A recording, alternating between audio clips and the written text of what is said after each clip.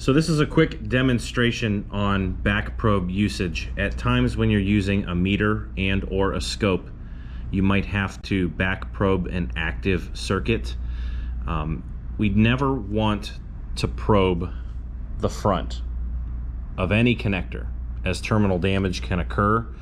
As you can see, some of these terminals are smaller than others, and if we were to take this needle and press it down into there, it's probably going to damage that connector. So ultimately what we have to do is back probe the connector versus front probe. And again, if it's an active circuit that I'm trying to maybe scope a pattern or catch a voltage fluctuation, I'm going to need to leave this connector attached to whatever it's, a computer, another female connector, whatever it is.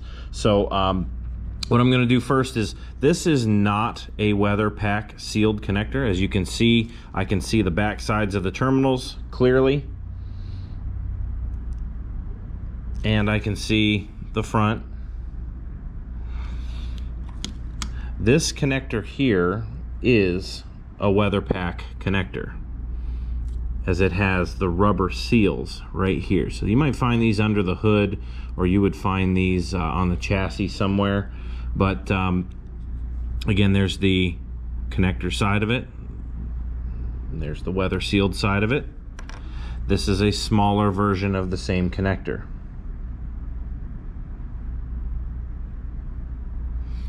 So if I wanted to, I could make my own back probes, and some of you have done this already before, but this is nothing more than a sewing needle soldered onto a piece of wire. I can put a gator clip at the end if I wish. I also want to show you this. This goes to the Pico specifically. This has one end to back probe, and the opposing end will go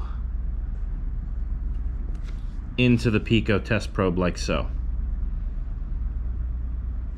So if I was going to back probe, the correct way to do this with either one of these back probes, whatever I decide I want to use is sufficient, I have to make sure that I get the needle right beside the insulation of the wire, in between the rubber seal and that wire insulation. And I push down nice and easy and insert the back probe. If you feel that it won't push down any farther, you may be as far down as you can possibly go. Sometimes if you wiggle it a little bit, see how that pushed down in farther? You have to make sure that you are all the way in beside the metal part of the connector. If you do not touch the metal part of the connector, you will not get a signal, you will not get a reading, you'll get inaccurate results on your test. But this is the proper way to back probe. This takes some practice.